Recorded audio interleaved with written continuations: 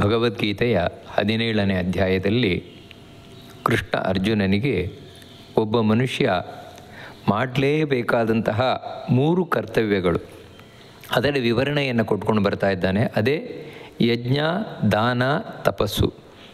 ಈ 3 ಒಬ್ಬ ವ್ಯಕ್ತಿ ಮಾಡಲೇಬೇಕಾದದ್ದು, ಕಂಪಲ್ಸರಿ ಇದು. ಅದರಲ್ಲಿ ಯಜ್ಞದ ಬಗ್ಗೆ ತಿಳಿಸ್ಕೊಂಡು ಹೋದ. 3 ವಿಧವಾದ ಯಜ್ಞ: ಸಾತ್ವಿಕ, ರಾಜಸ, ತಾಮಸ. ತಪಸ್ಸಿನ ಬಗ್ಗೆ ತಿಳಿಸ್ಕೊಂಡು ಹೋದ.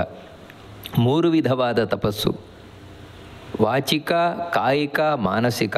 ಈ 3 ತಪಸ್ಸುಗಳು 3 ವಿಧವಾಗಿದೆ. ಮತ್ತು ಸಾತ್ವಿಕವಾಗಿ, ರಾಜಸವಾಗಿ, ತಾಮಸವಾಗಿ. ಅದನ್ನು ಕೂಡ ನಾವು ನೋಡಿದ್ದು. ಮುಂದಿನದ್ದು ದಾನ. ಇದು ಕೂಡ ಒಬ್ಬ ವ್ಯಕ್ತಿಯ ಬದುಕಿನಲ್ಲಿ ಅವಶ್ಯವಾಗಿ ಮಾಡಬೇಕಾದದ್ದು. ದಾನ ಶಬ್ದಕ್ಕೆ ಅರ್ಥ ಏನಂದರೆ ಕೊಡುವುದು ಅಂತ ಅರ್ಥ. ಇನ್ನೊಬ್ಬನಿಗೆ ಕೊಡುವುದು. ಇದು ಯಾಕೆ ಅತ್ಯವಶ್ಯಕವಾಗಿದೆ ಅಂತ ಹೇಳಿದರೆ, ನಾವು ಜಗತ್ತಿನಲ್ಲಿ ಅನೇಕ ಮಂದಿಯನ್ನು, ಅನೇಕ ವಸ್ತುಗಳನ್ನು ತಗೊಳ್ತೇವೆ. ನಾವು ಮಂದಿಯಿಂದ ಅನೇಕ ವಸ್ತುಗಳನ್ನು ತಗೊಳ್ತೇವೆ ಅಂತ ಹೇಳಿದರೆ ಅದನ್ನು ವಾಪಸ್ ಕೊಡಲೇಬೇಕು. ಹಾಗೆ ಇಟ್ಕೊಳ್ಳುವಂಥದ್ದಲ್ಲ. ಯಾಕೆ ಅಂತ ಹೇಳಿದರೆ ಮತ್ತೆ ನನಗದು ಸಿಗಬೇಕು. ಯಾವತ್ತೂ ಕೊಟ್ಟರೆ ನನಗೆ ಸಿಗತ್ತೆ, ಕೊಡದೇ ಇದ್ದರೆ ನನಗೆ ಸಿಗೋಲ್ಲ. ಈ ಜನ್ಮದಲ್ಲಿ ನಾನು ಏನು ಪಡಿತೇನೆ ಅದು ಹಿಂದಿನ ಜನ್ಮಗಳಲ್ಲಿ ಕೊಟ್ಟದ್ದು. ಕೊಡದೇ ಇದ್ದರೆ ಈ ಜನ್ಮದಲ್ಲಿ ಸಿಗೋಲ್ಲ. ಅದಕ್ಕೋಸ್ಕರ ಇದನ್ನು ಪುರಾಣಗಳು ಹೇಳ್ತದೆ, ಅದತ್ತ ದಾನಾಚ ಭವೇತ್ ದರಿದ್ರ ಅಂತ. ಈ ಜನ್ಮದಲ್ಲಿ ಒಬ್ಬ ಬಡವನಾಗಿದ್ದಾನೆ ಅಂತ ಹೇಳಿದ್ರೆ ಅದಕ್ಕೆ ಕಾರಣ ಏನೆಂದರೆ ಹೋದ ಜನ್ಮಗಳಲ್ಲಿ ಅವನು ಏನನ್ನೂ ಕೊಟ್ಟಿಲ್ಲ ಅಂತ ಅರ್ಥ. ಯಾರಿಗೇನೂ ಕೊಟ್ಟಿಲ್ಲ, ದಾನ ಮಾಡಿಲ್ಲ. ಅದಕ್ಕಾಗಿ ಈ ಜನ್ಮದಲ್ಲಿ ಅವನು ದರಿದ್ರನಾಗಿದ್ದಾನೆ ಅಂತ. ಆ ಕಾರಣದಿಂದಾಗಿ ದಾನ ಅನ್ನುವುದು ಒಬ್ಬ ವ್ಯಕ್ತಿಯ ಬದುಕಿನಲ್ಲಿ ಅವಶ್ಯವಾಗಿ ಬೇಕಾದದ್ದೇ, ಕೊಡಲೇಬೇಕದನ್ನು. ಆದರೆ ಹೇಗೆ ಕೊಡಬೇಕು ಅದನ್ನು ತಿಳ್ಕೊಳ್ಬೇಕಾದದ್ದು. ಯಾಕಂದರೆ ನಾನು ಕೊಟ್ಟದ್ದೆಲ್ಲ ದಾನ ಆಗೋಲ್ಲ. ಮತ್ತು ತಿಳಿದು ಮಾಡಿದ್ದು, ತಿಳಿದು ಕೊಟ್ಟದ್ದು ಮಾತ್ರ ದಾನವಾಗ್ತದೆ. ಅದಕ್ಕೆ ಕೃಷ್ಣ ಇಲ್ಲಿ ಆ ದಾನದ 3 ಬಗೆಯನ್ನು ತಿಳಿಸ್ಕೊಂಡು ಹೋಗ್ತಾನೆ. ಸಾತ್ವಿಕವಾದ ದಾನ, ರಾಜಸವಾದ ದಾನ, ತಾಮಸವಾದ ದಾನ. ಅದರಲ್ಲಿ ಸಾತ್ವಿಕವಾದ ದಾನ, ಒಳ್ಳೆಯ ದಾನ, ಅದು ಯಾವ ರೀತಿ ಇರ್ತದೆ ಅಂದರೆ ನಮಗೆ ಪುಣ್ಯವನ್ನೇ ತಂದು ಕೊಡುವ ದಾನ. ಅದರ ಬಗ್ಗೆ ತಿಳಿಸ್ತಾನೆ. ದಾತವ್ಯ ಮಿತಿ ಯದ್ದಾನಂ ದೀಯತೇನುಪಕಾರಿಣೇ ದೇಶೇ ಕಾಲೇ ಚ ಪಾತ್ರೇ ಚ ತದ್ದಾನಂ ಸಾತ್ವಿಕಂ ಸ್ಮೃತಂ. ದಾನಗಳಲ್ಲಿ, ಕೊಡುವಿಕೆಯಲ್ಲಿ ಶ್ರೇಷ್ಠವಾದ ಕೊಡುವಿಕೆ, ಪುಣ್ಯವನ್ನು ತಂದುಕೊಡುವ ಕೊಡುವಿಕೆ ಯಾವುದು ಅಂತ ಹೇಳಿದರೆ, ಮೊದಲನೇದಾಗಿ ದಾನ ಕೊಡಬೇಕಾದ್ರೆ ದಾತವ್ಯ ಮಿತಿ ಯದ್ದಾನಂ. ದಾತವ್ಯಂ ಅಂದರೆ ಇದು ಕೊಡಲೇಬೇಕಪ್ಪ, ಕೊಡಲೇಬೇಕು ಅಂತ ಹೇಳಿದರೆ ಇದು ನನ್ನ ಕರ್ತವ್ಯ ಅಂತ ತಿಳಿದು ಕೊಡುವುದು. ಅಂದರೆ ಇಲ್ಲಿ ಕೃಷ್ಣ ಏನು ಹೇಳ್ತಾ ಇದ್ದಾನೆ ಅಂತ ಹೇಳಿದರೆ, ದಾನ ಮಾಡಬೇಕಾದರೂ ಮೊದಲು ಮನಸ್ಸು ಶುದ್ಧವಾಗಿರಬೇಕು ಅಂತ ತಿಳಿಸ್ತಾ ಇದ್ದೇನೆ. ಯಾಕಂದರೆ ಕೊಡಬೇಕು ಅನ್ನುವಂಥದ್ದು ಮನಸ್ಸಿನ ಭಾವನೆ. ಅದು ಆ ಮನಸ್ಸಿನ ಭಾವನೆ ಚೆನ್ನಾಗಿಟ್ಟುಕೊಂಡು ದಾನ ಮಾಡಬೇಕು. ಅಂದರೆ ಮನಸ್ಸಿನ ಭಾವನೆ ಚೆನ್ನಾಗಿಟ್ಕೊಳ್ಳೋದು ಅಂತ ಹೇಳಿದರೆ, ನಾನು ಕೊಡಬೇಕಾದ್ರೆ, ಆ ದಾನ ಮಾಡಬೇಕಾದ್ರೆ ಅದರಲ್ಲಿ ಸಂಪೂರ್ಣ ನನಗೆ ಇನ್ವಾಲ್ವ್ಮೆಂಟ್ ಇರಬೇಕು, ಅದರಲ್ಲಿ ನನ್ನನ್ನು ತೊಡಗಿಸಿಕೊಂಡಿರಬೇಕು.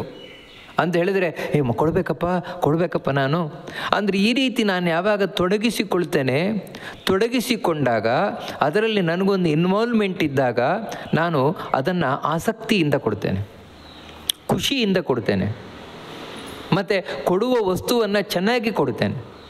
ಏನು ದಾನ ಮಾಡಬೇಕು ಅಂತಿದ್ದೇನೆ ಅದೆಲ್ಲ ಫಸ್ಟ್ ಕ್ಲಾಸಿನದ್ದೇ ನಾನು ಹುಡುಕುತ್ತೇನೆ ಹೊರತು ಸೆಕೆಂಡ್ ಕ್ಲಾಸು, ಥರ್ಡ್ ಕ್ಲಾಸಿನದ್ದಲ್ಲ.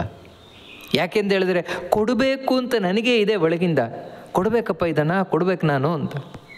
ಯಾಕೆ ಆ ರೀತಿ ಇದೆ ಅಂಥ ಭಾವನೆ ಯಾಕಿದೆ ಅಂದರೆ, ಇದು ನನ್ನ ಕರ್ತವ್ಯ ತಿಳ್ಕೊಂಡಿದ್ದಾನೆ.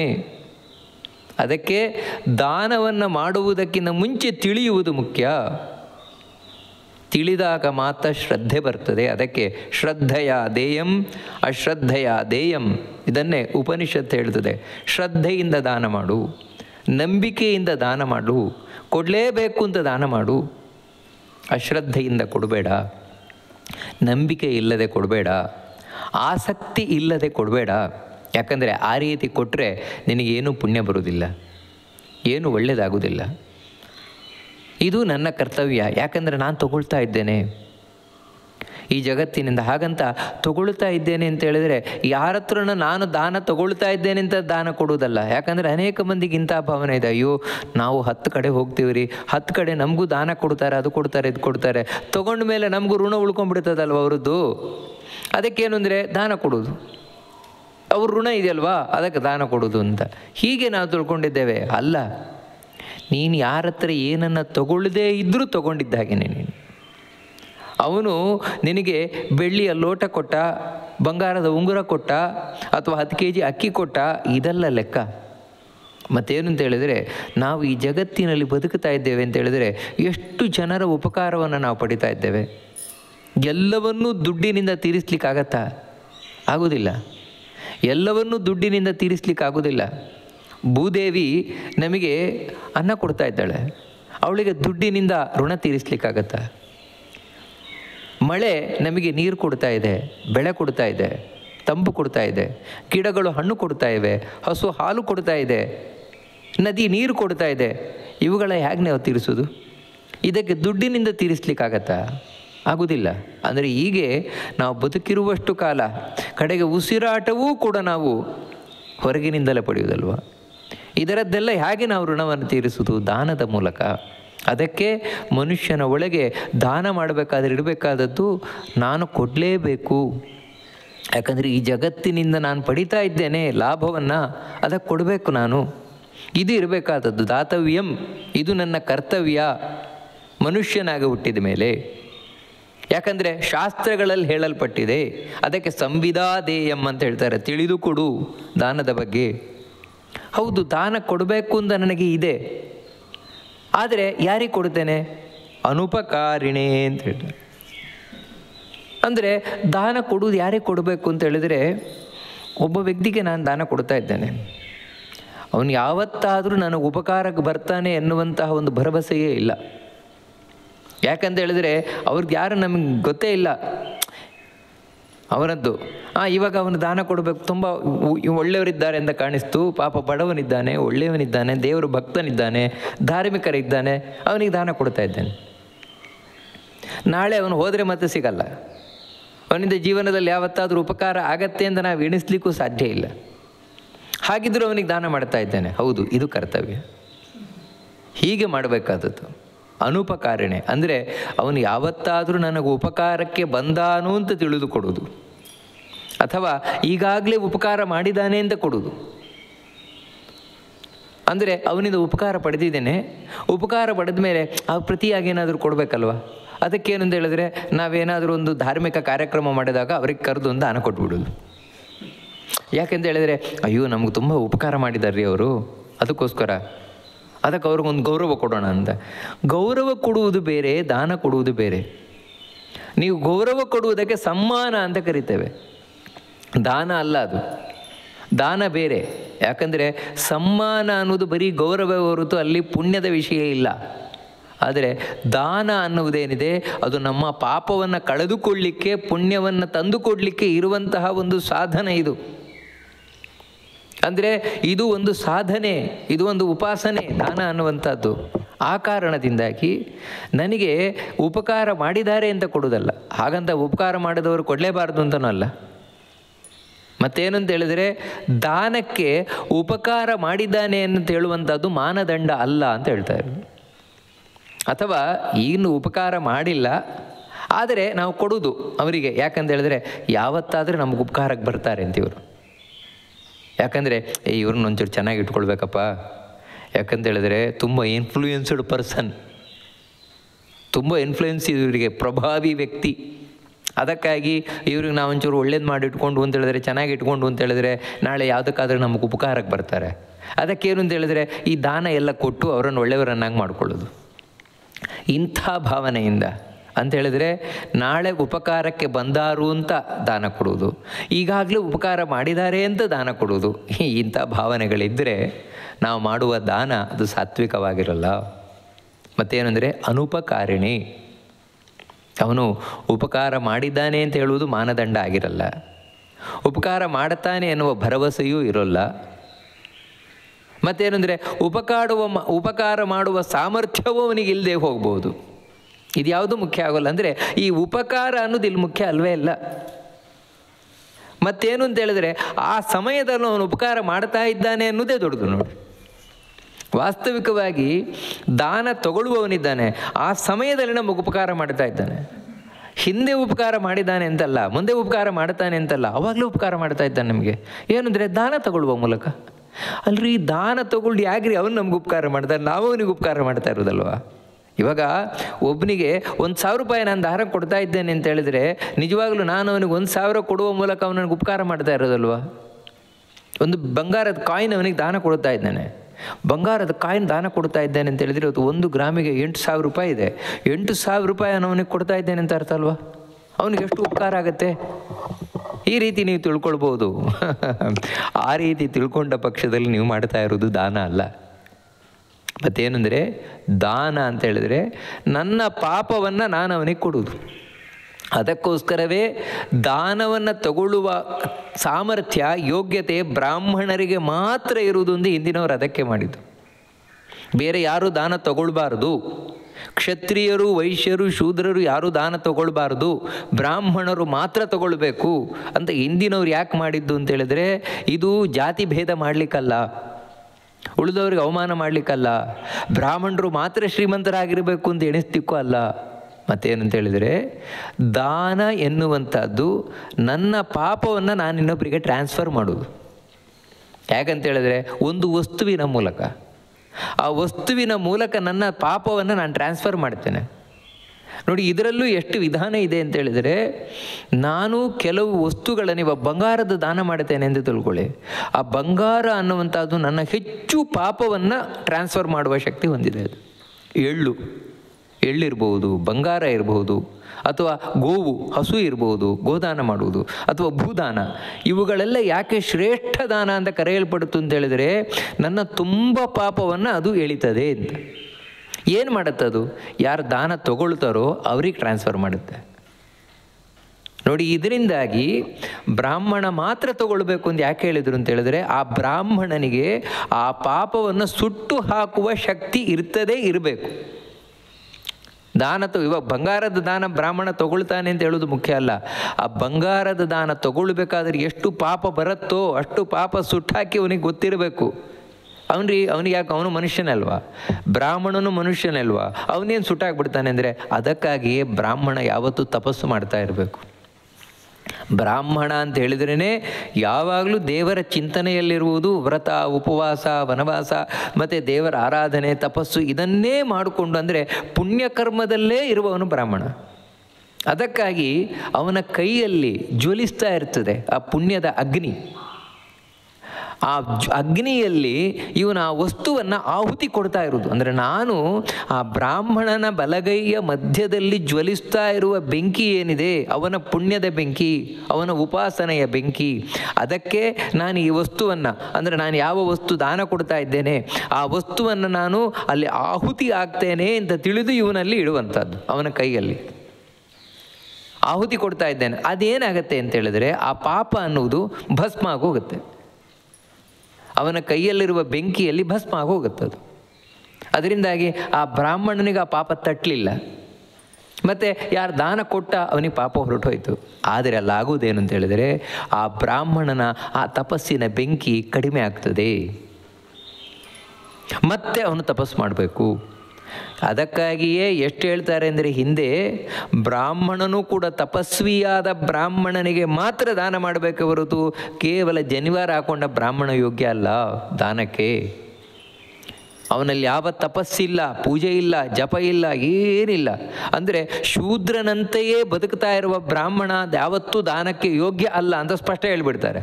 ಅದರಿಂದಾಗಿ ಬ್ರಾಹ್ಮಣ ಜಾತಿಯವರೆಲ್ಲ ದಾನ ತಗೊಳ್ಳಿಕ್ಕೆ ಯೋಗ್ಯರಲ್ಲ.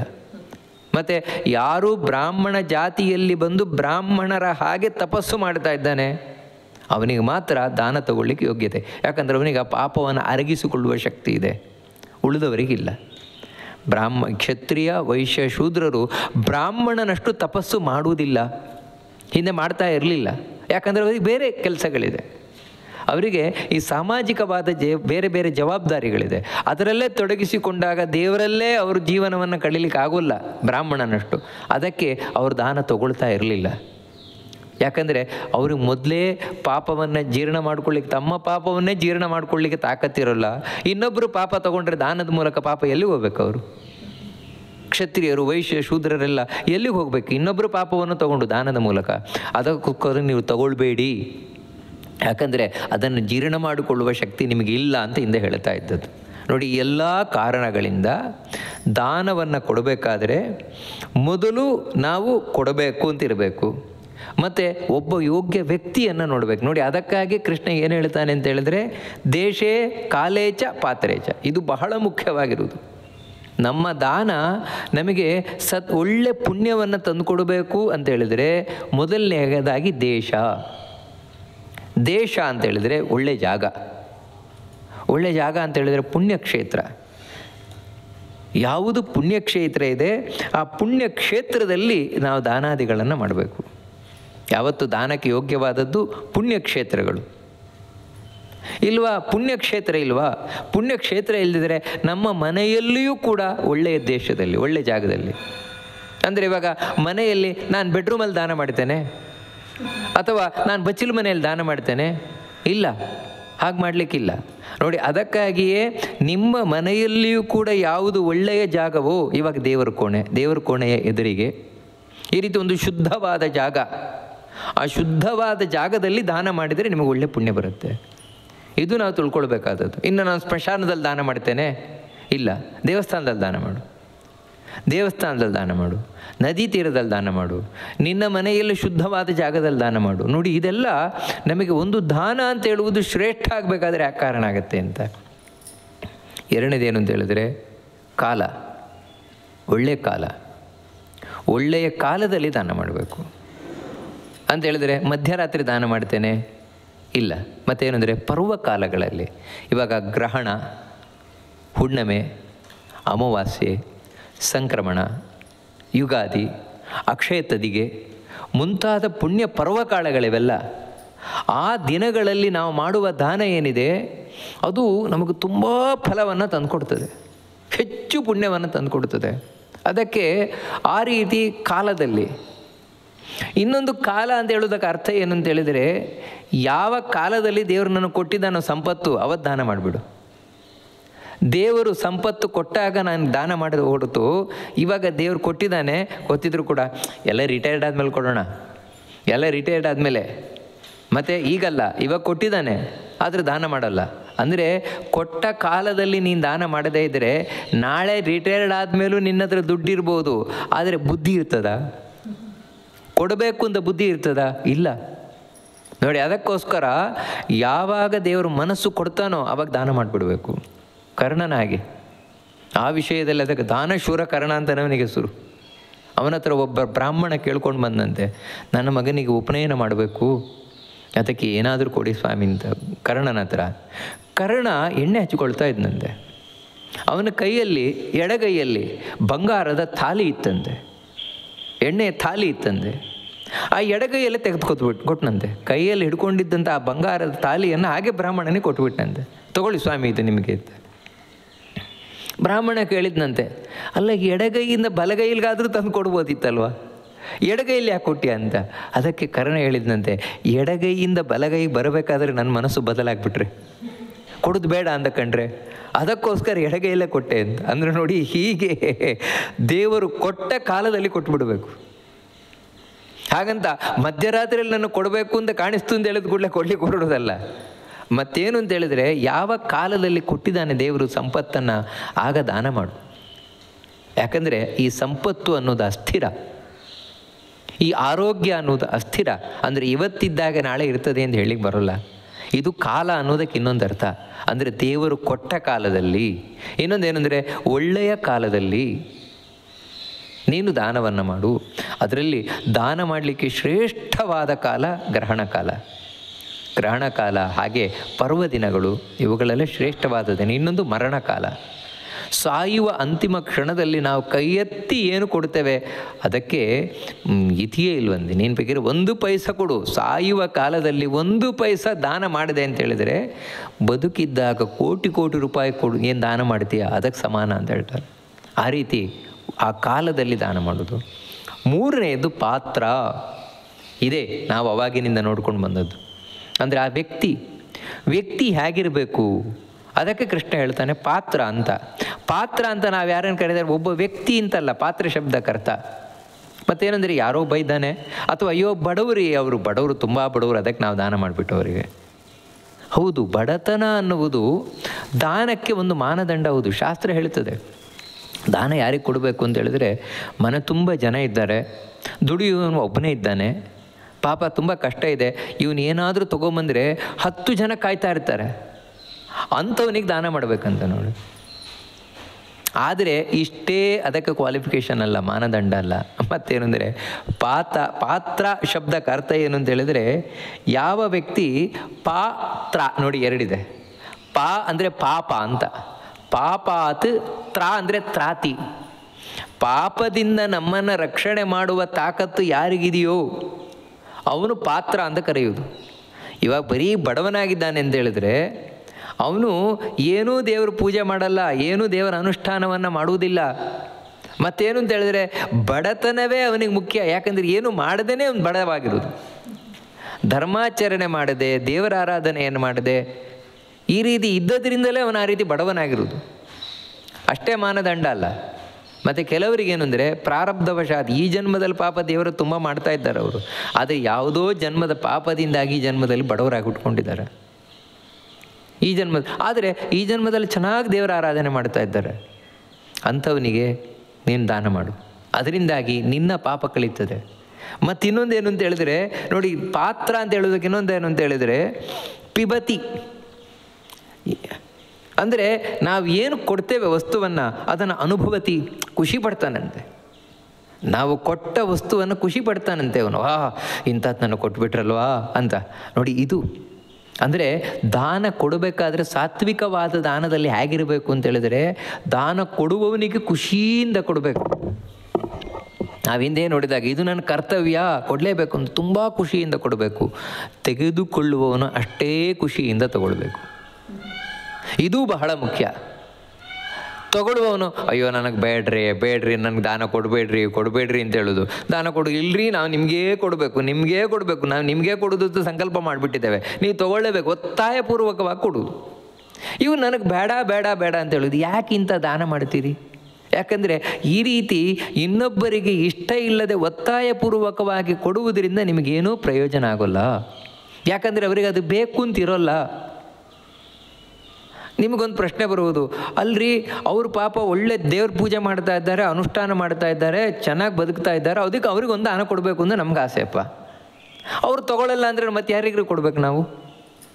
ಈ ರೀತಿ ಯಾರು ಪೂಜೆ ಪುನಸ್ಕಾರ ಮಾಡ್ತಾರೆ ಅವ್ರಿಗೆ ದಾನ ಕೊಡಬೇಕು ಅಂತ ಹೇಳ್ತೀರಿ. ಆದರೆ ಅವ್ರಿಗೆ ಕೊಡ್ಲಿಕ್ಕೆ ಹೋದರೆ ಅವ್ರು ತಗೊಳ್ಳಲ್ಲ. ಇನ್ಯಾರು ದಾನ ತಗೊಳ್ಳಿಕ್ಕೆ ಕೈ ಒಡ್ಡಿರ್ತಾರೆ, ಅವ್ರಿಗೆ ಏನೂ ಇರೋಲ್ಲ, ಪೂಜೆ ಪುನಸ್ಕಾರ ಜಪ ಏನೂ ಇರೋಲ್ಲ, ಅಂಥವ್ರಿಗೆ ದಾನ ಕೊಟ್ಟು ಪ್ರಯೋಜನ ಇಲ್ಲ. ಇವರು ದಾನ ತಗೊಳ್ಳಲ್ಲ, ಮತ್ತು ನಾವು ಏನು ಮಾಡಬೇಕು ದಾನ ಕೊಡಲಿಕ್ಕೆ? ಸಾಮಾನ್ಯವಾಗಿ ಇಂಥ ಪ್ರಶ್ನೆ ನಮ್ಮಲ್ಲಿ ಇರ್ಬೋದು. ಯಾವಾಗ ಆ ವ್ಯಕ್ತಿ ಪೂಜೆ ಮಾಡ್ತಾ ಇರ್ಬೋದು, ತಪಸ್ಸು ಮಾಡ್ತಾ ಇರ್ಬೋದು, ಒಳ್ಳೆ ರೀತಿಯಿಂದ ಜೀವನ ಸಾಗಿಸ್ತಾ ಇರ್ಬೋದು, ಆದರೆ ಅವ್ರಿಗೆ ಒತ್ತಾಯ ಮಾಡಲಿಕ್ಕೆ ಹೋಗಬೇಡಿ ಯಾವತ್ತೂ. ಅದಕ್ಕೆ ಇದನ್ನು ಮಹಾಭಾರತ ಹೇಳುತ್ತದೆ, ದಾನ ಕೊಡುವುದಕ್ಕಿಂತ ಮುಂಚೆ ಹೋಗಿ ಅವರ ಹತ್ರ ಪ್ರಾರ್ಥನೆ ಮಾಡಿಕೊಳ್ಬೇಕು. ಸ್ವಾಮಿ, ಇಂಥ ಒಂದು ದಾನ ಕೊಡಬೇಕು ಅಂತಿದ್ದೇವೆ, ನೀವು ಸ್ವೀಕಾರ ಮಾಡಬೇಕು. ಅವರನ್ನು ಒಲಿಸಿ ನಂತರ ದಾನ ಕೊಡಬೇಕು. ಹಾಗಲ್ಲ. ಮತ್ತೇನೆಂದರೆ ನಾವು ದಾನ ಹಿಡ್ಕೊಂಡೇ ಬಂದುಬಿಡೋದು. ದಾನ ಹಿಡ್ಕೊಂಡು ಬಂದರೆ ನೀವು ತೊಗೊಳ್ಬೇಕು ಅಂತ. ಯಾಕಂದರೆ ನಿಮಗೆ ಕೊಡೋದು ಸಂಕಲ್ಪ ಮಾಡಿದ್ದೇವೆ, ನೀವು ತೊಗೊಳ್ಬೇಕು ಅಂತ. ವಾಸ್ತವಕ್ಕೂ ಈ ವ್ಯಕ್ತಿ ನಾನು ನಿಮ್ಮ ಹತ್ರ ತೊಗೊಳ್ತೇವೆ ಅಂತ ಸಂಕಲ್ಪ ಮಾಡಿಲ್ವಲ್ಲ, ನೀವು ಕೊಡ್ತೇವೆ ಅಂತ. ಅಂದರೆ ನೋಡಿ, ಇಬ್ಬರೂ ಸಂಕಲ್ಪ ಮಾಡಬೇಕು.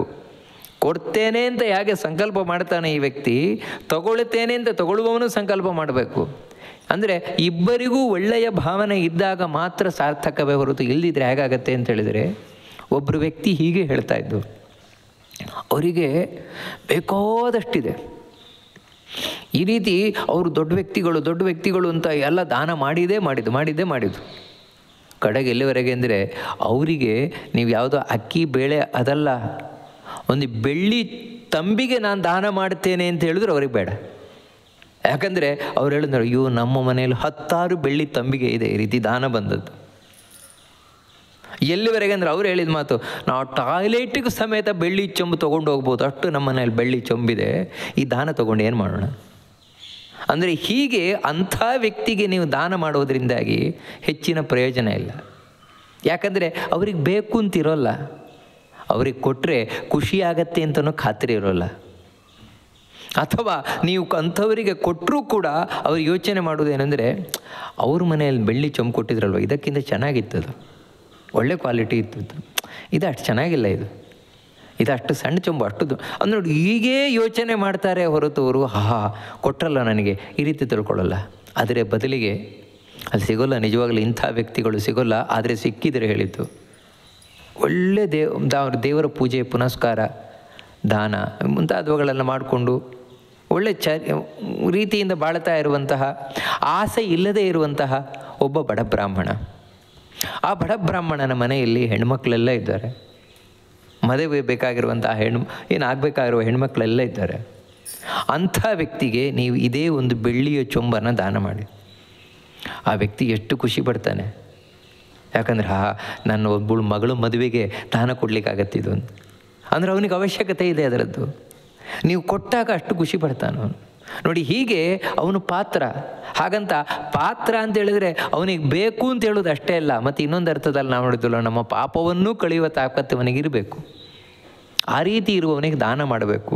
ಈ ರೀತಿ ಮಾಡಿದರೆ ತದ್ದಾನಂ ಸಾತ್ವಿಕಂ ಸ್ಮೃತಂ, ಇಂತಹ ದಾನ ಸಾತ್ವಿಕವಾದ ದಾನ ಅಂತ ಕರೆಯಲ್ಪಡ್ತದೆ ಅಂತ ಕೃಷ್ಣ ಹೇಳ್ತಾನೆ. ಅಂದರೆ ಇದು ದಾನ ಮಾಡುವುದಕ್ಕಿಂತ ಮುಂಚೆ ನಾವೆಲ್ಲ ಯೋಚನೆ ಮಾಡಬೇಕಾದದ್ದು. ಇನ್ನು ರಾಜಸವಾದ ದಾನ ಅದ್ಯಾವುದು ಅಂದರೆ, ಇದು ಪೂರ್ತಿ ಪುಣ್ಯವನ್ನೇ ತಂದು ಕೊಡುವ ದಾನವನ್ನು ನಾವು ಕೊಡಿದ್ವು. ಈಗ ಏನಂದರೆ ಪಾಪ ಪುಣ್ಯ ಎರಡಕ್ಕೂ ಕಾರಣವಾಗಿರುವ ದಾನ ಅದ್ಯಾವುದು ಅಂದರೆ, ಯತ್ತು ಪ್ರತ್ಯುಪಕಾರಾರ್ಥಂ ಫಲಮುದ್ದಿಶ್ಯ ವಾ ಪುನಃ ದೀಯತೆ ಚ ಪರಿಕ್ಲಿಷ್ಟಂ ತದ್ದಾನಂ ರಾಜಸಂಸ್ಮೃತಂ. ರಾಜಸವಾದ ದಾನ ಹೇಗಿರ್ತದೆ ಅಂತ ಹೇಳಿದರೆ, ಪ್ರತ್ಯುಪಕಾರಾರ್ಥಂ. ನಾವು ಹಿಂದೆ ಏನು ನೋಡಿದ್ದು ಅದಕ್ಕೆ ಸ್ವಲ್ಪ ವಿರುದ್ಧವಾಗಿರೋದು. ಇವ್ರಿಗೆ ದಾನ ಮಾಡಬೇಕಾದ್ರೇ ಇವರಿಂದ ನಮ್ಗೆ ಯಾವಾಗಲೂ ಏನೋ ಉಪಕಾರ ಆಗತ್ತೆ ಅಂತ ಎಣಿಸಿಯೇ ಮಾಡುವುದು. ಅಂದರೆ ಲಾಭದ ಆಕಾಂಕ್ಷೆಯನ್ನಿಟ್ಟುಕೊಂಡೇ ದಾನವನ್ನು ಮಾಡುವುದು. ಅಥವಾ ಅಯ್ಯೋ ಇವರು ಉಪಕಾರ ಮಾಡಿದಾರಲ್ರಿ, ನಮಗೂ ತುಂಬ ಉಪಕಾರ ಮಾಡಿದ್ದಾರೆ ಅವರು, ಅದಕ್ಕೆ ಆ ಉಪಕಾರಕ್ಕೆ ಕೃತಜ್ಞತೆಯಾಗಿ ದಾನ ಮಾಡೋದು. ಅಥವಾ ನಾಳೆ ಇವರು ಉಪಕಾರಕ್ಕೆ ಬರಬಹುದು ನಮಗೆ, ಈ ರೀತಿ ಒಟ್ಟಿಗೆ ಉಪಕಾರದ ಉದ್ದೇಶ, ಲಾಭದ ಉದ್ದೇಶ, ಆ ರೀತಿ ದಾನ ಮಾಡೋದು. ಇದು ನಾವು ಹಿಂದೆ ನೋಡಿದ್ದೇವೆ. ಸಾತ್ವಿಕವಾದ ದಾನದಲ್ಲಿ ಇದು ಮುಖ್ಯ ಅಲ್ಲ, ರಾಜಸವಾದದಲ್ಲಿ ಇದೇ ಮುಖ್ಯವಾಗಿರುತ್ತದೆ. ಮತ್ತೇನು ಅಂತ ಹೇಳಿದ್ರೆ ಫಲಮುದ್ದೇಶ, ಇಲ್ಲಿ ಅದೇನಿಲ್ಲ. ಏನು ಅವರು ಉಪಕಾರ ಮಾಡ್ತಾರೆ ಬಿಡ್ತಾರೆ ಅಂತ ಏನಿಲ್ಲ. ಮತ್ತೇನು ಅಂದರೆ, ಅಯ್ಯೋ ಅವ್ರು ಯಾರೋ ಏನು ಕತೆ ನಮಗೆ ಗೊತ್ತಿಲ್ಲರಿ, ದಾನ ಮಾಡ್ತಾ ಇದ್ದೇವೆ. ಮತ್ತೆ ಯಾಕೆ ದಾನ ಮಾಡ್ತಾಯಿದ್ದೀರಿ? ಅಯ್ಯೋ ಪುಣ್ಯ ಬರುತ್ತಲ್ಲ, ದಾನ ಮಾಡೋದ್ರಿಂದ ಪುಣ್ಯ ಬರುತ್ತಲ್ವ. ನೋಡಿ, ಸಂಕ್ರಾಂತಿ ದಿನ ದಾನ ಮಾಡಿದರೆ ಪುಣ್ಯ ಬರುತ್ತಲ್ವ. ಅಂದರೆ ಪುಣ್ಯ ಬರುತ್ತೆ ಅಂತ ದಾನ ಮಾಡ್ತಾ ಇರೋದು. ಅಂದರೆ ಇಲ್ಲೂ ಕೂಡ ಲಾಭದ ಉದ್ದೇಶವೇ, ಲಾಭದ ಉದ್ದೇಶ ಆಸೆಯನ್ನು ಇಟ್ಟುಕೊಂಡೇ ನೀನು ದಾನ ಮಾಡ್ತಾ ಇರೋದು. ನೋಡಿ, ಇದು ರಾಜಸವಾದದ್ದು. ನೀವು ಆಸೆಯೇ ಯಾವಾಗ ಆಯಿತು ಆವಾಗ ರಾಜಸವಾದದ್ದು. ಸಾತ್ವಿಕವಾದ ದಾನದಲ್ಲಿ ಈ ಆಸೆ ಇಲ್ಲ, ಪುಣ್ಯ ಬರ್ತದೆ ಅದೆಲ್ಲ ಇಲ್ಲ. ಮತ್ತೇನೆಂದರೆ ಇದು ನನ್ನ ಕರ್ತವ್ಯ. ಯಾಕಂದರೆ ನಾನು ಎಷ್ಟು ಮಂದಿಯ ಉಪಕಾರವನ್ನು ಪಡೆದಿದ್ದೇನೆ, ಎಷ್ಟು ಜನರಿಂದ ನಾನು ತಗೊಂಡಿದ್ದೇನೆ, ಅದನ್ನು ವಾಪಸ್ ಮರಳಿಸುವಂಥದ್ದು. ನೋಡಿ, ಹೀಗೆ ಅಲ್ಲಿ ಕರ್ತವ್ಯ ಇದೆ. ಇಟ್ ಈಸ್ ಮೈ ಡ್ಯೂಟಿ ದಾನ ಮಾಡುವುದು. ಇಲ್ಲ ಹಾಗಲ್ಲ. ಮತ್ತು ಇಲ್ಲಿ ಏನಿದೆ ಅಂತ ಹೇಳಿದರೆ ಡ್ಯೂಟಿ ಅಂತಿಲ್ಲ. ಮತ್ತೇನೆಂದರೆ ಪುಣ್ಯ ಬರುತ್ತೆ ಅಂತ. ಅದಕ್ಕೆ ಇದು ಯಾವ ರೀತಿ ಇರುತ್ತೆ ಅಂತ ಹೇಳಿದ್ರೆ, ಯಾರೋ ಹೇಳಿದರು, ಅಯ್ಯೋ ನೋಡ್ರಿ ಅಧಿಕ ಮಾಸದಲ್ಲಿ ನೀವು ಈ ರೀತಿ ದಾನ ಮಾಡಿಬಿಟ್ರೆ ನಿಮಗೆ ಇಷ್ಟು ಪುಣ್ಯ ಬರುತ್ತೆ. ಕೂಡಲೇ ದಾನ ಮಾಡಲಿಕ್ಕೆ ಶುರು ಮಾಡಿದ್ರು. ಯಾಕಂದರೆ ಪುಣ್ಯ ಬರುತ್ತೆ ಅಂತ. ಅಯ್ಯೋ ದಾನ ಮಾಡಿದರೆ ಪುಣ್ಯ ಬರುತ್ತಲ್ವಾ, ಅದಕ್ಕೆ ಪುಣ್ಯ ಬರುತ್ತೆ ಅಂತ ಅಷ್ಟೇ ಉದ್ದೇಶದಿಂದ ದಾನ ಮಾಡುವುದು ಹೊರತು ಇದು ನನ್ನ ಕರ್ತವ್ಯ. ಮತ್ತು ಎಲ್ಲಕ್ಕಿಂತ ಮುಖ್ಯವಾಗಿ ನಾನು ಮಾಡುವ ದಾನದಿಂದಾಗಿ ದೇವರಿಗೆ ಖುಷಿಯಾಗಲಪ್ಪ ಅನ್ನುವ ಭಾವನೆ, ಇದು ಸಾತ್ವಿಕ ದಾನದಲ್ಲಿದೆ. ರಾಜಸ ದಾನದಲ್ಲಿ ದೇವರಿಗೆ ಖುಷಿಯಾಗಲಿ ಅಂತಿಲ್ಲ. ಮತ್ತೇನಂತ ಹೇಳಿದರೆ ಯಾರ್ಯಾರಿಗೂ ಖುಷಿ ಪಡಿಸ್ಲಿಕ್ಕೆ. ಮತ್ತೇನೆಂದರೆ ಪುಣ್ಯ ಬರುತ್ತೆ ಅಂತ. ಈ ಕಾರಣದಿಂದಲೇ ಪುಣ್ಯ ಬರುತ್ತೆ ಅಂತ ಕೊಡ್ತಾ ಇರೋದ್ರಿಂದಾಗಿ ಇವರು ನಾನು ಉಪಕಾರ ಮಾಡಿದ್ದಾರೆ ಅಂತ ಈ ರೀತಿ ಯಾವುದೋ ಒಂದು ಉದ್ದೇಶವನ್ನು ಇಟ್ಟುಕೊಂಡು ಇವನು ಕೊಡ್ತಾ ಇರುವುದರಿಂದಾಗಿ ಪರಿಕ್ಲಿಷ್ಟಂ ಅಂತ ಹೇಳ್ತಾನೆ. ದಾನ ಕೊಡಬೇಕಾದ್ರೆ ಕಷ್ಟ ಆಗ್ತಾ ಇರ್ತದಂತೆ. ಯಾಕಂದರೆ ಇದು ಪೂರ್ಣ ಇಷ್ಟದಿಂದ ಕೊಡ್ತಾ ಇರೋದಲ್ಲ. ಸಾತ್ವಿಕವಾದ ದಾನ ನೋಡಿದು, ಸಾತ್ವಿಕವಾದ ದಾನ ಅವನು ಪೂರ್ಣ ಇಷ್ಟದಿಂದ ಕೊಡ್ತಾ ಇರೋದು. ಕೊಡಬೇಕಪ್ಪ, ನಾನು ಕೊಡಲೇಬೇಕು ಅಂತ ಇಷ್ಟದಿಂದ. ಅದರಿಂದಾಗಿ ಅಲ್ಲಿ ಖುಷಿ ಇದೆ, ಅಲ್ಲಿ ಕಷ್ಟ ಇಲ್ಲ. ಇಲ್ಲಿ ಹಾಗಲ್ಲ. ಇಲ್ಲೇನು ಅಂತ ಹೇಳಿದ್ರೆ ಇಲ್ಲಿ ಇಷ್ಟ ಇಲ್ಲ. ಆದರೆ ಏನು ಅಂದರೆ ಕೊಡಬೇಕಾಗಿದೆಯಲ್ವಾ, ಕೊಡಬೇಕಲ್ವಾ ಅಂತ ಕೊಡ್ತಾ ಇರೋದು. ಇದು ಯಾಕಂದರೆ ಕೊಡಬೇಕಲ್ವಾ ಆ ರೀತಿ ಕೊಡ್ತಾ ಇರೋದು. ನೋಡಿ, ಇಂತಹ ದಾನದಲ್ಲಿ ಯಾವ ರೀತಿ ಇರುತ್ತೆ ಅಂತೇಳಿದರೆ ಆ ದಾನದ ವಸ್ತುಗಳು ಸೆಕೆಂಡ್ ಕ್ಲಾಸ್ ಆಗಿರ್ತದೆ, ಇಲ್ಲಿರೋ ಥರ್ಡ್ ಕ್ಲಾಸ್ ಆಗಿರ್ತದೆ. ಕೊಡಬೇಕಲ್ವಾ ಅಂತ ಕೊಡೋದಷ್ಟೇ, ಕೊಡಲೇಬೇಕು ಅಂತಲ್ಲ. ಮೊದಲನೇ ಕ್ಯಾಟಗರಿ ಏನಿದೆ, ಅವರು ಕೊಡುವ ವಸ್ತು ಯಾವತ್ತೂ ಶ್ರೇಷ್ಠವಾಗಿರ್ತದೆ, ಕನಿಷ್ಠವಾದದ್ದು ಕೊಡೋಲ್ಲ ಅವರು. ಇವಾಗ ಒಂದು ಅಕ್ಕಿ ಕೊಡಬೇಕು ಅಂತ ಹೇಳಿದರೂ ಕೂಡ ಅಕ್ಕಿಯನ್ನು, ಒಳ್ಳೆ ಅಕ್ಕಿಯನ್ನು ತಂದು ಕೊಡ್ತಾರೆ ಹೊರತು ಯಾವುದೋ ಕಳಪೆ ಅಕ್ಕಿಯನ್ನು ದಾನ ಮಾಡೋಲ್ಲ. ಇದು ಹಾಗಲ್ಲ, ಇದು ಕಳಪೆ, ಅಯ್ಯೋ ಕೊಡಬೇಕಲ್ವಾ, ಬೇಡಿ ಯಾವುದಾದ್ರೂ ಕೊಟ್ಟರೆ ಸರಿ. ಅಥವಾ ಪರಿಕ್ಲಿಷ್ಟ ಮಂದಿ ಇನ್ನೊಂದೇನು ಅಂತ ಹೇಳಿದರೆ ದಾನ ಮಾಡಬೇಕಾದ್ರೆ ಕಷ್ಟ ಹೇಗಂತ ಹೇಳಿದರೆ ಅದಕ್ಕೆ ಹೌದಾ ಕೊಡಬೇಕಾ, ಎಷ್ಟು ಕೊಡಬೇಕು ಅಂತ ಹೇಳಿ ಯೋಚನೆ ಮಾಡೋದು. ಯೋಚನೆ ಮಾಡಿ ನೋಡಿ, ನೀವು 1 kg ಅಕ್ಕಿ ದಾನ ಅಲ್ಲ, 1 kg ಕೊಡಬೇಕು, ಅರ್ಧ kg ಸಾಕಾಗಲ್ವಾ? ನೋಡಿ, ಚೌಕಾಸಿ, ಈ ಚೌಕಾಸಿ ವ್ಯಾಪಾರ ಎಲ್ಲಿ ನಡೀತದೆ ಅಂತ ಹೇಳಿದ್ರೆ ಇಂಥ ರಾಜಸ ದಾನದಲ್ಲಿ. ಯಾಕಂತ ಹೇಳಿದ್ರೆ ಒಳಗಿಂದ ಸಂಪೂರ್ಣ ಇಷ್ಟ ಇಲ್ಲ, ಹಾಗಂತ ಕೊಡದೇ ಇರ್ಲಿಕ್ಕೆ ಆಗೋಲ್ಲ. ಯಾಕಂತ ಹೇಳಿದ್ರೆ ಯಾರೋ ಹೇಳ್ಬಿಟ್ಟಿದಾರಲ್ವ, ದಾನ ಬರುತ್ತೆ, ನಿಮಗೆ ಪುಣ್ಯ ಬರುತ್ತೆ ಅಂತ, ಅದಕ್ಕೋಸ್ಕರ. ಅಥವಾ ಅಯ್ಯೋ ಏನು ಮಾಡ್ತೀರಿ, ನಾವು ಅವರು ನಮ್ಗೆ ತುಂಬ ಉಪಕಾರ ಮಾಡಿಬಿಟ್ಟಿದಾರಲ್ವಾ, ಅದು ಕೊಡದೇ ಇರ್ಲಿಕ್ಕೆ ಆಗಲ್ವಲ್ಲ, ಆ ರೀತಿ ಕಷ್ಟದಿಂದ. ಅದಕ್ಕೇನು ಅಂತ ಹೇಳಿದ್ರೆ ದಾನ ಮಾಡಲಿಕ್ಕೆ 100 ರೂಪಾಯಿ ಮದ್ದು ಇಟ್ಕೊಳ್ತೇನೆ. 100 ರೂಪಾಯಿ ಇಟ್ಕೊಂಡು ಏನೇನು ದಾನ ಕೊಡಬೇಕು ಅಂತ ಹೇಳಬೇಕಾದ್ರೆ ಅದರಲ್ಲಿ 20 ರೂಪಾಯಿ ಕಮ್ಮಿ ಮಾಡೋದು. 80 ರೂಪಾಯಿ ಸಾಕು, 20 ರೂಪಾಯಿ ಮತ್ತು 100 ರೂಪಾಯಿ ಹಾಕಿ ಕೊಡೋದು ದಾನ. ಅಂದರೆ ಇಲ್ಲೇನು ಅಂತ ಹೇಳಿದ್ರೆ ನೋಡಿ, ಕೊಡುವ ಕಡೆಯ ಕ್ಷಣದವರೆಗೂ ಕೂಡ ಚೌಕಾಸಿ ಒಳಗೆ ನಡೀತಾನೆ ಇರ್ತದೆ ಮನಸ್ಸಿನಲ್ಲಿ. ಅಷ್ಟು ಸಾಕೋ ಇಷ್ಟು ಬೇಕಾ, ಅಷ್ಟು ಸಾಕಾ ಇಷ್ಟು ಬೇಕಾ, ಇದು ರಾಜಸವಾದದ್ದು. ಸಾತ್ವಿಕದಲ್ಲ ಆ ರೀತಿ ಇಲ್ವೇ ಇಲ್ಲ. ಮೊದಲೇ ಇಷ್ಟು ಕೊಡಬೇಕಾ ಅಷ್ಟು ಕೊಡಲೇಬೇಕು, ಅದರಲ್ಲಿ ಅವನಿಗೆ ಬೇಜಾರೇ ಇಲ್ಲ. ಎಷ್ಟು ಕೊಟ್ಟರು ತುಂಬ ಕೊಟ್ಟ, ಕೈ ತುಂಬ ಕೊಟ್ಟ, ಖುಷಿ ಪಟ್ಟ, ಬಾ ದೇವ್ರು ಇವತ್ತೊಂದು ಕೊಡಿಸ್ಬಿಟ್ನಲ್ವ. ಇದು ಹಾಗಲ್ಲ. ಇದೇನು ಅಂದರೆ ಕೊಡೋದೇನು ಕೊಡ್ತಾನೆ. ಇವಾಗ 100 ರೂಪಾಯಿ ಇಟ್ಕೊಂಡಿದ್ದ ದಾನ ಕೊಡಬೇಕು ಅಂತ, ಅದನ್ನು ಕೈ ಎಳೆದು 80 ರೂಪಾಯಿ ದಾನ ಕೊಟ್ಟ ಮೇಲೂ ಕೂಡ ಕಷ್ಟವೇ. ಅಯ್ಯೋ 80 ರೂಪಾಯಿ ಕೊಟ್ಬಿಟ್ನಲ್ವ, 50 ರೂಪಾಯಿ ಸಾಕಾಗ್ತಿತ್ತೇನೋ ಏನೋ ಅಂದರೆ ನೋಡಿ, ಹೀಗೆ ಈ ರೀತಿ 50 ರೂಪಾಯಿ ಸಾಕಾಗ್ತಿತ್ತೇನೋ, 100 ರೂಪಾಯಿ ಕೊಟ್ಬಿಟ್ನಲ್ವ, 80 ರೂಪಾಯಿ ಕೊಟ್ಟು, ಅಂದರೆ ಈ ರೀತಿ ಪರಿಕ್ಲಿಷ್ಟಂ, ಕಷ್ಟಪಡುವಂಥದ್ದು. ಅದಕ್ಕೆ ಆಯ್ಕೆ ಮಾಡಿಕೊಳ್ಳುವುದು ಹಾಗೆ ನೋಡಿ. ಸಾತ್ವಿಕವಾದವ್ರು ಹೇಗೆ ಹೇಳ್ತಾರೆ ಅಂದರೆ, ಇವಾಗ ಒಂದು ಯಾವುದೋ ಬಟ್ಟೆ ವಸ್ತ್ರವನ್ನು ತಾವು ದಾನ ಮಾಡ್ತಾ ಇದ್ದಾರೆ, ಅಂಗಡಿಗೆ ಹೋಗಿ ಅವರಿಗೊಂದು ವಸ್ತ್ರ ತೊಗೊಳ್ತಾರೆ ಹೈ ಕ್ವಾಲಿಟಿ, ಹಾಗೆ ಹೈ ಕ್ವಾಲಿಟಿ ವಸ್ತ್ರವನ್ನೇ ತೊಗೊಂಡು ದಾನ ಮಾಡ್ತಾರೆ ನೋಡಿ, ಕಾಟನ್ ವಸ್ತ್ರ ಅಂದರೆ. ಇದು ಹಾಗಲ್ಲ. ಈ ರಾಜಸವಾದ ದಾನ ಯಾವ ರೀತಿ ಇರ್ತದೆ ಅಂತ ಹೇಳಿದರೆ, ಇವರು ಹೋಗಿ ವಸ್ತ್ರ ತೊಗೊಳ್ತಾರೆ, ಇವರು ತೊಗೊಳ್ಳುವಂತಹ ವಸ್ತ್ರ ಒಂದು ಪಂಚೆ ಶ್ರೇಷ್ಠವಾದದ್ದು, ಇನ್ನೊಂದು ಮೀಡಿಯಮ್ ಕ್ವಾಲಿಟಿ ಇದ್ದರೆ ಕೊಡಿ, ತೊಂದರೆ ಇಲ್ಲ. ಯಾಕೆ ಅಂದರೆ ದಾನ ಮಾಡಲಿಕ್ಕೆ. ನೋಡಿ, ಹೇಳೋದು ಯಾಕೆ, ದಾನ ಮಾಡಲಿಕ್ಕೆ. ಆ ಅಂಗಡಿಯವರಿಗೆ ಅರ್ಥ ಆಗುತ್ತೋ ದಾನ ಮಾಡಲಿಕ್ಕೆ, ಅವಾಗ ಬೇರೆ ಕ್ವಾಲಿಟಿ ತೋರಿಸ್ತಾರೆ. ಅಂದರೆ ನೀವು ಉಟ್ಕೊಳ್ಳಿಕ್ಕಾದರೆ ಬೇರೆ ಕ್ವಾಲಿಟಿ, ಅದೇ ದಾನ ಮಾಡೋದಾದರೆ ಬೇರೆ ಕ್ವಾಲಿಟಿ. ನೀವು ಪ್ರತಿಯೊಂದು ಅಂಗಡಿಗೆ ಹೋಗಲಿ, ಒಂದು ಪಾತ್ರೆ ಅಂಗಡಿಗೆ ಹೋಗಿ, ಪಾತ್ರೆ ಅಂಗಡಿಗೆ ಹೋದ ಕೂಡಲೇ ಯಾತಕ್ಕೆ, ದಾನ ಮಾಡಲಿಕ್ಕೆ ಬೇರೆ ಕ್ವಾಲಿಟಿ. ಇದು ಯಾಕಂದರೆ ಇದು ರಾಜಸವಾದದ್ದು, ಯಾಕಂದರೆ ಕಷ್ಟ ಇದೆ ಅಲ್ಲಿ. ಮುಂದಿನದ್ದೇನು ಅಂದರೆ ಪರಿಕ್ಲಿಷ್ಟಮನ್ನೋಕ್ಕೆ ಇನ್ನೊಂದು ಅರ್ಥ ಏನು ಅಂತ ಹೇಳಿದ್ರೆ, ಅನ್ಯಾಯದಿಂದ ಸಂಪಾದನೆ ಮಾಡಿದ ಹಣ. ಆ ರೀತಿ ಅನ್ಯಾಯದಿಂದ ಸಂಪಾದನೆ ಮಾಡಿದ ಹಣ ಏನಿದೆ ಅದು ಕೊಡಬೇಕಾದ್ರೆ ಕಷ್ಟ ಆಗುತ್ತೆ. ಕಾರಣ ಏನು ಅಂತ ಹೇಳಿದ್ರೆ, ಎಲ್ಲಿ ಸಿಕ್ಕಾಕೊಳ್ತೇನೋ ಏನೋ, ದಾನ ಕೊಡ್ತಾ ಇರೋದು ಗೊತ್ತಾಗತ್ತೆ ಏನೋ, ಎಲ್ಲಿ ರೈಡ್ ಮಾಡ್ತಾರೆ ಏನೋ. ನೋಡಿ, ಈ ರೀತಿ ನೀವು ಒಳಗಿನಿಂದ ಭಯವನ್ನು ಪಟ್ಕೊಳ್ತಾ ದಾನ ಮಾಡುವಂಥದ್ದೇನಿದೆ, ಇಂಥ ದಾನ ರಾಜಸವಾದ ದಾನ ಅಂತ ಶಾಸ್ತ್ರದಲ್ಲಿ ಕರೆಯಲ್ಪಡುತ್ತದೆ. ಋಷಿಗಳು ಈ ರೀತಿ ಹೇಳ್ತಾರೆ. ಅಂದರೆ ಇದು ಏನಾಗುತ್ತೆ ಅಂತ ಹೇಳಿದ್ರೆ, ಪಾಪ ಪುಣ್ಯಗಳೆರಡಕ್ಕೂ ಕಾರಣ ಆಗುವ ದಾನ ಇದು. ನಿಮಗೆ ಪುಣ್ಯ ಬರೋಲ್ಲ ಅಂತ ಹೇಳಲ್ಲ, ಯಾಕಂದರೆ ಕೊಟ್ಟನಲ್ವಾ, ಆದರೆ ಪುಣ್ಯವೇ ಬರ್ತದೆ ಅಂತ ಹೇಳೋಲ್ಲ. ಯಾಕಂತ ಹೇಳಿದ್ರೆ ಕೊಡಬೇಕಾದ್ರೆ ಕಷ್ಟಪಟ್ಕೊಂಡು ಕೊಟ್ಟ, ಚೌಕಾಸಿ ಮಾಡ್ಕೊಂಡು ಕೊಟ್ಟ, ಅಯ್ಯೋ ಮನಸ್ಸಿನಲ್ಲಿ ಅಷ್ಟು ಖುಷಿ ಇಲ್ಲದೆ ಕೊಟ್ಟ, ಅದಕ್ಕನುಗುಣವಾಗಿ ಪಾಪ ಬರುವ ಸಾಧ್ಯತೆಯೂ ಇದೆ ಇಂಥ ದಾನ. ಮೂರನೆಯದ್ದು ತಾಮಸವಾದ ದಾನ. ಅದನ್ನು ಕೃಷ್ಣ ಹೇಳ್ತಾನೆ, ಅದೇಶ ಕಾಲೇ ಯದ್ದಾನಂ ಅಪಾತ್ರೇಭ್ಯಶ್ಚ ದೀಯತೆ ಅಸತ್ಕೃತಮವಜ್ಞಾತಂ ತತ್ತಾಮಸಮುದಾಹೃತಂ. ಈ ತಾಮಸವಾದ ದಾನ, ಇದು ಹೆಸರೇ ಹೇಳುವಂತೆ ಇದು ಕೆಟ್ಟ ದಾನ. ಮತ್ತು ಅಂದರೆ ಈ ದಾನ ಯಾವ ರೀತಿ ಕೊಡುವುದು ಅಂತ ಹೇಳಿದರೆ, ಇದು ಇಷ್ಟದಿಂದ ಕೊಡುವುದು ಅಲ್ಲ, ಕಷ್ಟದಿಂದ ಕೊಡುವುದು ಅಲ್ಲ, ಮತ್ತೇನು ಅಂತ ಹೇಳಿದರೆ ಇದು ಅಹಂಕಾರದಿಂದ ಕೊಡುವುದು, ತಿರಸ್ಕಾರದಿಂದ ಕೊಡುವುದು.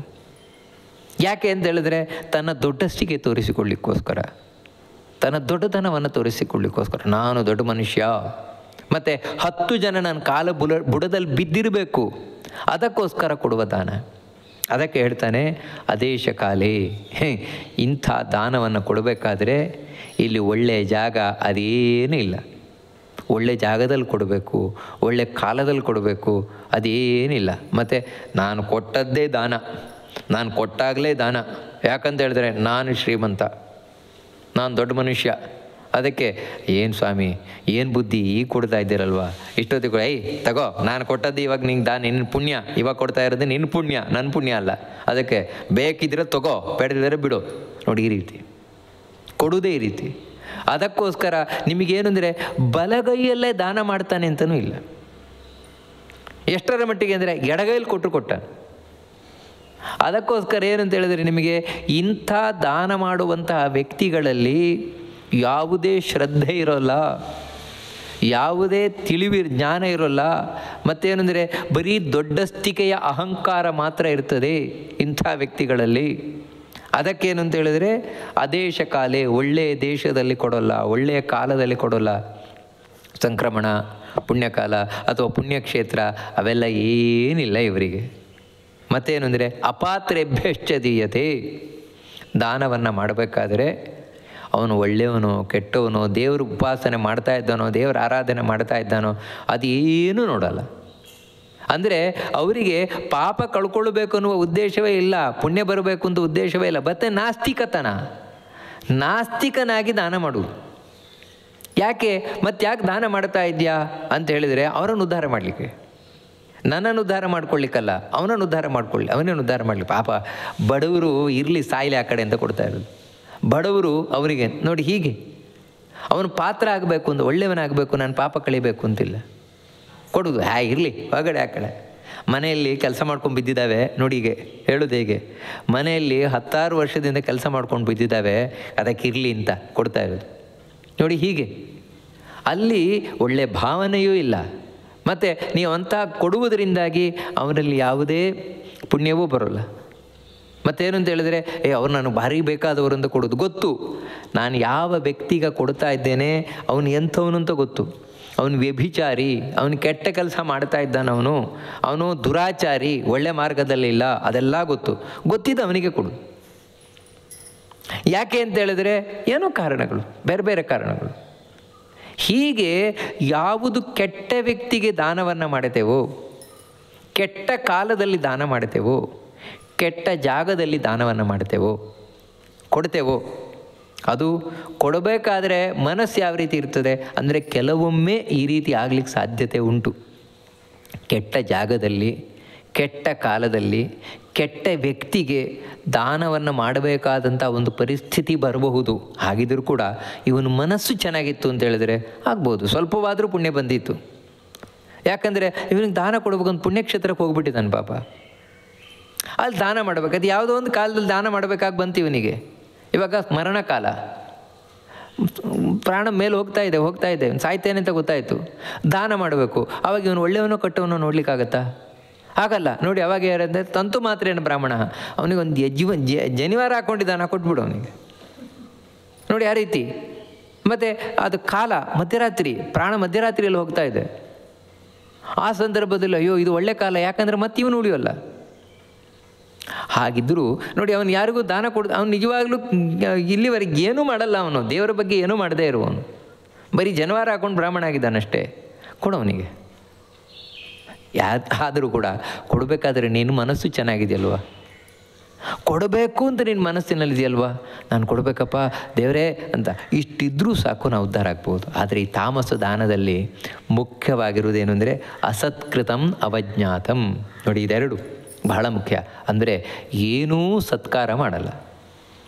ಯಾರಿಗೆ ದಾನ ಕೊಡ್ತಾ ಇದ್ದೇನೆ, ದಾನ ಕೊಡ್ತಾ ಇರುವ ವ್ಯಕ್ತಿಗೆ 1 ಪೈಸದ ಬೆಲೆ ಕೊಡೋಲ್ಲ. ಅಂದರೆ ದಾನ ತೆಗೆದುಕೊಳ್ಳುವವನು ನನ್ನ ಪಾಪ ಪರಿಹಾರ ಮಾಡ್ತಾನೆ, ನನ್ನನ್ನು ಉದ್ಧಾರ ಮಾಡ್ತಾನವನು. ಈ ರೀತಿ ಇಲ್ಲವೇ ಇಲ್ಲ. ನಿಮಗೆ ಎಲ್ಲಿವರೆಗೆ ಅಂತ ಹೇಳಿದ್ರೆ ಕೂತ್ಕೊಂಡು ಅವನಿಗೆ ಹೇಳಲ್ಲ ಇವನು. ದಾನ ತಗೊಳ್ಳಿಕ್ಕೆ ನಿಜವಾಗಲೂ ಕೂಡ ದಾನದಲ್ಲಿ ಶ್ರೇಷ್ಠವಾದ ದಾನ ಯಾವುದು ಅಂದರೆ, ಯಾರು ಒಳ್ಳೆಯವರಿದ್ದಾರೋ ಆ ಒಳ್ಳೆಯವರು ಇರುವಲ್ಲಿಗೆ ಹೋಗಿ ನಾವು ದಾನ ಮಾಡೋದು. ಒಳ್ಳೆಯವರು ಇರುವಲ್ಲಿಗೆ ಹೋಗಿ ಭಗವದ್ಭಕ್ತರಾದ ಒಳ್ಳೆಯವರು ಬ್ರಾಹ್ಮಣರು ಅವ್ರಿಗೆ ಹೋಗಿ ಅವ್ರಿಗೆ ನಾವು ಒಲಿಸಿ ದಾನ ಮಾಡಬರುವುದೇನಿದೆ, ಇದು ಶ್ರೇಷ್ಠವಾದ ದಾನ. ಕಡೇ ಪಕ್ಷ ನಮ್ಮ ಮನೆ ಕರೆದರೂ ಕೂಡ ಅವರಿಗೆ ನಾವು ಗೌರವಪೂರ್ವಕವಾಗಿ ಸತ್ಕಾರವನ್ನು ಮಾಡ್ತಾ ದಾನ ಮಾಡುವುದೇನಿದೆ, ಅದು ಮಧ್ಯಮವಾದ ದಾನ. ಅಧಮವಾದ ದಾನ ಏನು ಅಂತ ಹೇಳಿದರೆ, ನಾವು ಕರೆಯೋದು ಇಲ್ಲ, ಅವ್ರ ಮನೆಗೆ ಹೋಗುವುದೂ ಇಲ್ಲ, ಪಾಪ ಅವರಾಗಿ ಬಂದರು, ಏನೋ ಕಷ್ಟಕಾಲ, ಒಬ್ಬ ಒಳ್ಳೆ ಬ್ರಾಹ್ಮಣ ಕಷ್ಟಕಾಲ, ಅದಕ್ಕೋಸ್ಕರ ಮನೆ ಮುಂದೆ ಬಂದು ಕೇಳಿದ, ಸ್ವಾಮಿ ನನ್ನ ಮಗನ ಉಪನಯನ ಮಾಡಬೇಕು, ನನ್ನ ಮಗಳು ಮದುವೆ ಮಾಡಬೇಕು, ಅದಕ್ಕೆ ನೀವೇನಾದರೂ ನನಗೆ ಕೊಟ್ಟಿದ್ರೆ ತುಂಬ ಉಪಕಾರ ಆಗ್ತಾಯಿತ್ತು ಅಂತ. ನೋಡಿ, ಈ ರೀತಿ ಹೇಳಿದಾಗ ಅವನೇ ಆಗಲೇ ಬಂದಾಗ, ಅಯ್ಯೋ ಒಳ್ಳೆ ಯೋಗ್ಯರು ಬಂದಿದ್ದಾರಪ್ಪ ಅಂತ ಹಾಗಲ್ಲ. ಮತ್ತೇನಂತ ಹೇಳಿದ್ರೆ, ಅವನಿಗೆ ಮನೆ ಒಳಗೆ ಕರೆಯೋದು ಇಲ್ಲ, ಮತ್ತು ಒಂದು ಒಳ್ಳೆ ಮಾತಾಡುವುದೂ ಇಲ್ಲ. ಇನ್ನು ಕಾಲು ತೊಳೆಯೋದೆಲ್ಲ ಬೇರೆ. ನಿಜವಾಗ್ಲೂ ದಾನ ಮಾಡಬೇಕಾದ್ರೆ ಕಾಲು ತೊಳೆದು ದಾನ ಮಾಡಬೇಕು, ಏನೂ ಇಲ್ಲ ಅವನಿಗೆ. ಮತ್ತೇನು ಅಂತ ಹೇಳಿದ್ರೆ, ಕೂತಲ್ಲಿಂದ ಹೇಳೋದಿಲ್ಲ, ಏನೋ ಹೇಗೆ ಬಂದೆ, ಏನು ಕತೆ, ಈ ರೀತಿ ಕೇಳಿ ಆಮೇಲೆ ಅವಜ್ಞಾತಂ, ಸತ್ಕಾರ ಮಾಡುವುದಿಲ್ಲ ಮಾತ್ರ ಅಲ್ಲ, ಅವಮಾನ ಮಾಡು. ನಿಮಗೆಲ್ಲ ಇದಕ್ಕೆ ಮಾತ್ರ ಬಂದುಬಿಡ್ತೀರಿ, ತಿನ್ಲಿಕ್ಕೆ ಗತಿ ಇಲ್ಲಿದ್ದರೂ ಕೂಡ ದಾನ ಬೇಡ್ಕೊಂಬರು. ಅಂದರೆ ನೋಡಿ, ಈ ರೀತಿ ಬಾಯಿಗೆ ಬಂದಾಗ ಬೈಯೋದು, ಆ ವ್ಯಕ್ತಿಗೆ ಬಾಯಿಗೆ ಬಂದಾಗ ಬೈದು ಕಡೆಗೆ ಕೊಡುವುದು ಯಾವ ರೀತಿ ಅಂದರೆ, ತಿಂದು ಸಾಯ್ಕೋ, ಆ ಕಡೆ ತಿಂದು ಸಾಯಿ. ನೋಡಿ, ಈ ರೀತಿ ಕೊಡು ಅಂದರೆ ಬೈಕೊಂಡೇ ಕೊಡು. ಈ ರೀತಿ ಕೊಡುವುದರಿಂದಾಗಿ ಏನು ಪುಣ್ಯ ಬರೋಲ್ಲ. ಅದರಿಂದಾಗಿ ಅಂದರೆ ಕೆಲವರು ಒಂದು ಮಾತು ಹೇಳೋದಿರ್ತದೆ, ಏನಂದರೆ ಹಾಗಲ್ಲ, ಅವ್ರ ಮನಸ್ಸು ಒಳ್ಳೆಯದು, ಬಾಯಿ ಮಾತ್ರ ಕೆಟ್ಟದಷ್ಟೇ. ಬಾಯಲ್ಲಿ ರೀತಿ ಹೇಳ್ತಾ ಇರ್ತಾರೆ, ತಿಂದು ಸಾಯಿ ಆ ಕಡೆ ಅಂತ, ಮನಸ್ಸು ತುಂಬ ಒಳ್ಳೆಯದು ಅಂತ. ಇರ್ಬೋದು, ಮನಸ್ಸು ಒಳ್ಳೇದಿರಬಹುದು, ಇಲ್ಲ ಅಂತ ಹೇಳೋಲ್ಲ. ಆದರೆ ಆ ಒಳ್ಳೆ ಮನಸ್ಸು ಒಳ್ಳೆ ಮಾತಿನ ಮೂಲಕ ಹೊರಗೆ ಬರಬೇಕಾಗುತ್ತೆ.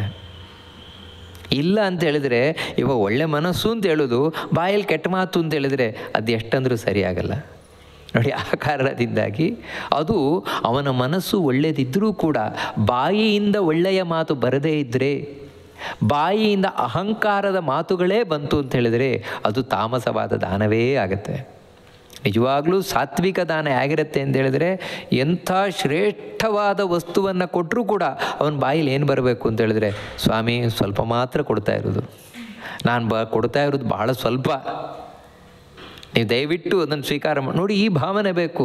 ಅದಕ್ಕೆ ಕ್ರಿಯಾದೇಯಂ ಭಿಯಾದೇಯಂ ಸಂವಿದಾದೇಯಂ, ಹೆದರ್ಕೊಂಡು ಕೊಡಬೇಕಂತ ದಾನ ಮಾಡಬೇಕಾದ್ರೆ, ಅಂದರೆ ನಾನು ಕೊಟ್ಟದ್ದು ಇವರಿಗೆ ಇಷ್ಟ ಆಗುತ್ತೋ ಇಲ್ವೋ, ಕೊಡ್ತಾ ಇರೋದು ಶ್ರೇಷ್ಠವಾದ ವಸ್ತುವೇ. ಮತ್ತು ನಾಚಿಕೊಂಡು ಕೊಡಬೇಕಂತೆ, ಅಯ್ಯೋ ನಾವು ಕೊಡ್ತಾ ಇರೋದು ಸ್ವಲ್ಪ ಮಾತ್ರ ಸ್ವಾಮಿ, ಸ್ವಲ್ಪ ಮಾತ್ರ. ಎಷ್ಟು ಕೊಡ್ತಾ ಇದ್ದಾನೆ? 10,000 ರೂಪಾಯಿ ಕೊಡ್ತಾ ಇದ್ದಾನೆ. 10,000 ರೂಪಾಯಿ ಕೊಡ್ತಾ ಇರಬೇಕಾದ್ರೆ ತಿಳ್ಕೊಳ್ಬೇಕಾದದ್ದೇನೆಂದರೆ, ನಿಮ್ಮ ಯೋಗ್ಯತೆ ಮುಂದೆ ನಾವೇನೂ ಇಲ್ಲ ಸ್ವಾಮಿ, ಕೊಡ್ತಾ ಇರೋದು ಸ್ವಲ್ಪ ಮಾತ್ರ. ನೋಡಿ, ಈ ಭಾವನೆ ಇರಬೇಕು. ಅದು ಬಿಟ್ಟು ನನ್ನಷ್ಟು ಯಾರು ಕೊಡ್ತಾನೆ, ಇವನ ಜನ್ಮದಲ್ಲಿ ಇಟ್ಟು ಸಿಗ್ತಾ ಇರೋದೇ ಇವನು ಪುಣ್ಯ, ಇದ್ರ ಯಾವನು ಕೊಡ್ತಾನೆ ಇವನಿಗೆ, ನಾನೇ ಕೊಡ್ತಾ ಇರೋದು ಅಂದರೆ ತನ್ನನ್ನೇ ತಾನು ಹೊಗಳಿಕೊಳ್ಳೋದು, ಅವನಿಗೆ ತಿರಸ್ಕಾರ ಮಾಡಿ. ಇದೇನಂದ್ರೆ ಇದೆಲ್ಲ ತಾಮಸ ದಾನ. ಹೀಗೆ ಒಂದು ದಾನದಲ್ಲಿ ಎಷ್ಟು ಬಗೆ ಇದೆ, ಇದನ್ನು ಕೃಷ್ಣ ತಿಳಿಸಿದ. ಅಂದರೆ ಇದು ನಮಗೆ ಎಚ್ಚರಿಕೆ. ತಾಮಸವಾದ ರಾಜಸವಾದ ದಾನ ಕೈ ಹಾಕಬೇಡಿ, ಸಾತ್ವಿಕವಾದ ದಾನವನ್ನು ಮಾಡಿ ಜೀವನವನ್ನು ಸಾರ್ಥಕ ಮಾಡಿಕೊಳ್ಳಿ ಅಂತ. ಇದಿಷ್ಟು ಆದಮೇಲೆ ಇನ್ನೂ ಈ ಯಜ್ಞ ದಾನ ತಪಸ್ಸು ಒಟ್ಟಾರೆ ಒಳ್ಳೆಯದಾಗೋದು ಹೇಗೆ ಅದನ್ನು ತಿಳಿಸ್ಕೊಂಡು ಬರ್ತಾನೆ. ತುಂಬ ಚಂದವಾದ ವಿಷಯವನ್ನು ಅದೇನಂತ ಮುಂದೆ ನೋಡೋಣ ಅಂತ ಹೇಳ್ತಾ ಈ ಉಪನ್ಯಾಸವನ್ನು ಮಧ್ವಾಂತರಗತ ಭಗವಂತನಿಗೆ ಅರ್ಪಣೆಯನ್ನು ಮಾಡೋಣ. ಶ್ರೀಕೃಷ್ಣ ಅರ್ಪಣಮಸ್ತು.